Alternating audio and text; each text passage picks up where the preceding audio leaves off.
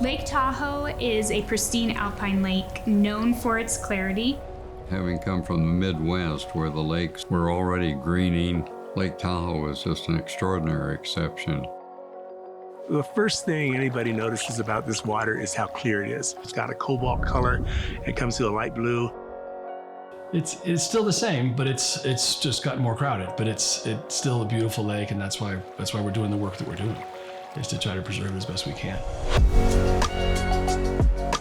In 1957, when the League to Save Lake Tahoe was formed, it was one of the first environmental organizations, not only in the region, but really in the country. So the League's founders were really innovative at the time. It was very novel to have a group get together and focus on protecting the environment. In the 1950s, a development plan was approved by both the state of California and Nevada that detailed a long-term vision for Lake Tahoe that would mean there would be a population of over 700,000 full-time living residents in Lake Tahoe. For perspective, currently there's only about 60,000 that live within the entire basin.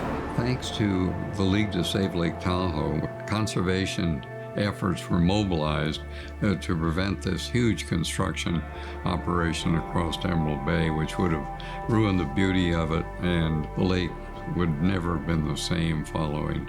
I think the vast majority of people come to Tahoe and they say this place is perfect. It's gorgeous. It's, what's wrong with it?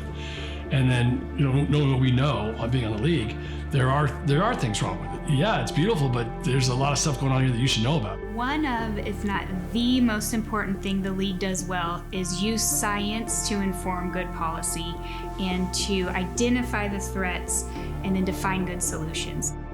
So if you were to fly over the Tahoe Keys today, you would see these two dark tendrils of aquatic invasive species coming out, and it's like a horror movie. And our job is to get ahead of that. If we can get rid of this, if we can contain it, it's going to be the biggest thing we can do for the lake, for the long term, for future generations. Fire is an enormous threat to Tahoe. We were very lucky with the last fire that it didn't continue in and destroy the basins for us. In so doing, it would have created enormous future erosion. It would have changed Tahoe forever.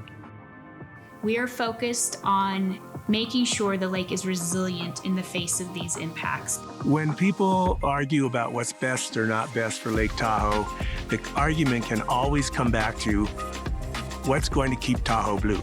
Hopefully what we're doing is getting 2 or 3 more generations started in caring for and being active in the preservation of Lake Tahoe.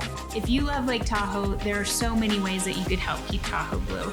And that's the opportunities that we provide for you. We've had 65 years to learn how to be successful in protecting the lake, and we want you to join us.